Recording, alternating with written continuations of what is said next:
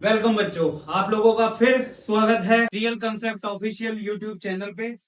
हम लोग फिर एक बार आ गए हैं केमिस्ट्री सब्जेक्ट लेके 10th क्लास के लिए। How to score 100% in chemistry subject in 10th class. Chemistry का पोर्शन देखें तो ऑलमोस्ट हमारा कितना है, 33% से लेकर 25% तक हमारा केमिस्ट्री का पोर्शन आएगा। इंक्लूड करेंगे अगर केमिस्ट्री के साथ थोड़ा सा फिजिक्स का पोर्शन भी इंक्लूड कर सकते हैं, थोड़ा सा बायो का पोर्शन भी इंक्लूड कर सकते हैं, जैसा कि लास्ट क्लास में हम लोगों ने बताया था। केमिस्ट्री का पोर्शन मैं अमित डागर लूंगा, दूसरा फिजिक्स का पोर्शन संग्राम सर लेंगे, तीसरा पोर्शन जो बायो का है वो कौन लेगा, संदीप गुप्ता सर लेंगे। अभी बेसिकली हम लोग केमिस्ट्री का पोर्शन डिस्कस करेंगे, जिसमें हमारा मेन इंपॉर्टेंट अगर मार्क डिस्ट्रीब्यूशन लू तो out of 80 almost 25 to 30 marks हम लोगों का केमिस्ट्री का पोर्शन होगा। और इस 25 to 30 में से 100% कैसे स्कोर करना है वो हम लोग देखेंगे। ओवरऑल हमारे 30 मार्क्स के लिए 4 चैप्टर इसमें इंक्लूडेड है। पहला चैप्टर जो हम लोगों ने लास्ट क्लास में भी देखा था, जिसमें हम बोल सकते हैं chemical reaction and equation. Chemical reaction and equation बहुत इंपॉर्टेंट चैप्टर है।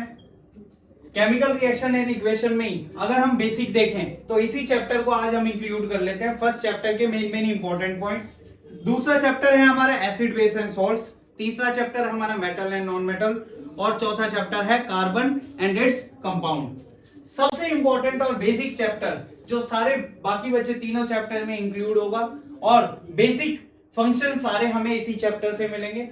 इसी को ही आज हम डिटेल में देख लेते हैं कि ये चैप्टर कितने मार्क्स का और कैसे आएगा। अब देखो हमारे 4 चैप्टर हैं, कितने मार्क्स के हैं, 30 मार्क्स के हैं। तो अगर हम इवन डिस्ट्रीब्यूशन करेंगे तो लगभग 7 से 8 मार्क्स का एक चैप्टर पड़ेगा, लेकिन ये चैप्टर अराउंड 5 to 6 मार्क्स का पड़ेगा। तो लगभग इसमें से 5 to 6 मार्क्स के क्वेश्चन आते हैं। अब क्वेश्चन आएंगे कैसे, क्वेश्चन का टाइप कैसा होगा, देखो एक क्वेश्चन थियोरेटिकल पक्का होगा, थियोरेटिकल क्वेश्चन होगा, थियोरेटिकल क्वेश्चन।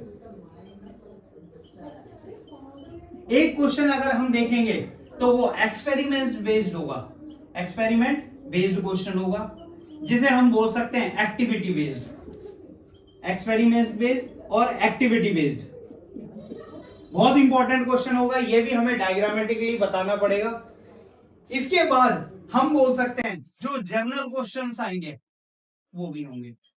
तो इस तरह से क्वेश्चन डिस्ट्रीब्यूशन होगा। जनरल क्वेश्चंस में हम लोग बोल सकते हैं हमारा एमसीक्यू के क्वेश्चन आ सकते हैं, इसमें एमसीक्यू वन वर्ड क्वेश्चन आ सकता है, वन वर्ड क्वेश्चन आ सकता है। दूसरा एक्टिविटी बेस्ड क्वेश्चन आ सकता है, जिसमें डायग्राम फॉर्म में क्वेश्चंस पूछे जा सकते हैं। अगर हम लोग देखें तो इस चैप्टर का डिस्ट्रीब्यूशन मैं थोड़ा सा जल्दी बता देता हूं कैसे होगा इस क्वेश्चन, इस चैप्टर के अंदर क्वेश्चन डिस्ट्रीब्यूशन, उनको देख लेते हैं। सबसे पहले हम लोग किसी भी केमिकल रिएक्शंस की बात करते हैं तो केमिकल रिएक्शन के लिए सबसे इंपॉर्टेंट पार्ट होता है skeleton, skeleton, skeleton of an equation. Skeleton of an equation के अंदर अगर हम बात करें तो main basic structure of A equation क्या होगा। सबसे बेसिक स्ट्रक्चर अगर इक्वेशन के देखेंगे तो मान लो कोई भी रिएक्टेंट हमारे पास है, A and B gives C. जो भी हमारे पास left hand side of reaction होगा इसे हम लोग क्या बोलेंगे, रिएक्टेंट बोलेंगे, रिएक्टेंट। जो भी हमारा राइट हैंड साइड होगा इसे क्या बोला जाएगा, प्रोडक्ट।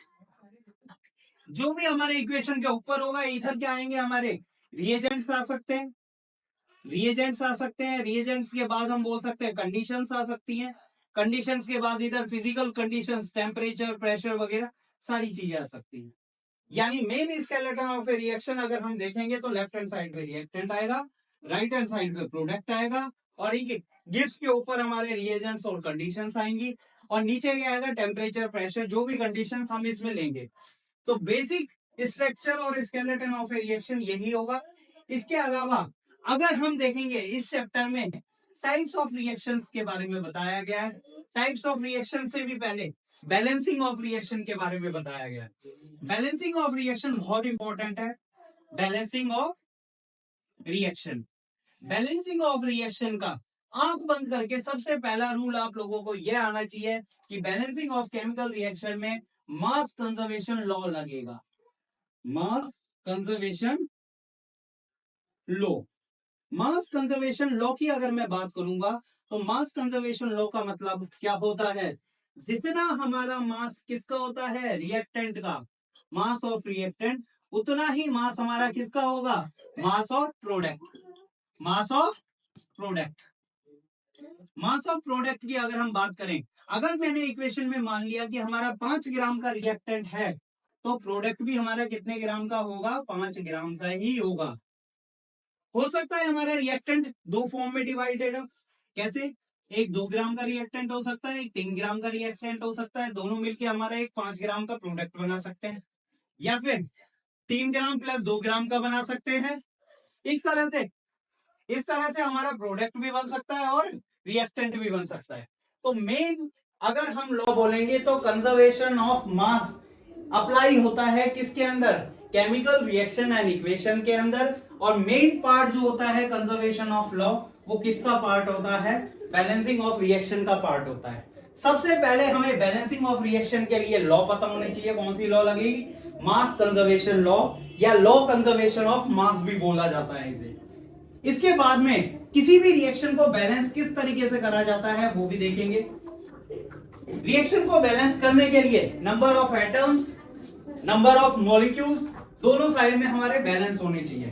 तो balancing of a chemical reaction में, बैलेंसिंग ऑफ केमिकल रिएक्शन, किस तरह से बैलेंसिंग ऑफ केमिकल रिएक्शन करी जाती है उसे हम लोग देखेंगे। इसके लिए मेन एग्जांपल हम लोग ले लेते हैं, केमिकल रिएक्शन को बैलेंस करने के लिए कोई सी भी एक जनरल रिएक्शन ले लेते हैं, जिसमें हम कंबशन रिएक्शन ले रहे हैं, मीथेन की रिएक्शन हो रही है ऑक्सीजन के साथ, और बनेगा क्या हमारा CO2 plus H2। So first step of balancing reaction, आप लोगों को देखना होगा total number of atom on left hand side and total number of atom on right hand side बराबर होने चाहिए। तो सबसे पहले आप लोगों को देखना होगा इसमें मेटल, उसके बाद आपको देखना होगा इसमें नॉन मेटल, उसके बाद आपको इसमें देखना होगा ऑक्सीजन, और उसके बाद आपको इसमें देखना होगा हाइड्रोजन। यही सीक्वेंस बार बार हमें फॉलो करना है कि किस तरह से हमें केमिकल रिएक्शन को बैलेंस करना है। अब इसमें मेटल तो कोई है नहीं, उसके बाद अगर हम बात करें तो non metal carbon, left hand side में 1 है, राइट हैंड साइड में 1 है, इट मींस मेटल इसमें है नहीं, नॉन मेटल कार्बन है, उसको हमने बैलेंस कर दिया। अदर देन नॉन मेटल हमारा ऑक्सीजन और हाइड्रोजन बचते हैं, उनको भी देखते हैं। हाइड्रोजन 4, सबसे पहले ऑक्सीजन देखते हैं 2, लेकिन इसमें ऑक्सीजन कितने हैं 3। अब इसमें 3 हैं, इसको हमें 3 बनाने के लिए 3 नहीं बना सकते, तो हम इस 4 बनाने के लिए इसके लिए क्या लिख देते हैं 2। अब हाइड्रोजन को बैलेंस करते हैं, हाइड्रोजन 2 है, इधर हाइड्रोजन कितने हैं 4 हैं, इधर हमने हाइड्रोजन को बना दिया 4। अगर बैलेंस नहीं होती है इस सीक्वेंस को दोबारा रिपीट करेंगे, मेटल नहीं आएगा, नॉन मेटल, नॉन मेटल में सबसे पहले कार्बन हमारा बैलेंस है, उसके बाद ऑक्सीजन, 4 ऑक्सीजन इस साइड है, 4 ऑक्सीजन इस साइड है, 2 2 जा 4। उसके बाद हाइड्रोजन देखेंगे, हाइड्रोजन हमारा 4 इधर है, 4 हाइड्रोजन इधर है। Now this is a balance reaction, जिसमें carbon as a non metal, oxygen, then hydrogen इसमें बैलेंस हो चुके हैं।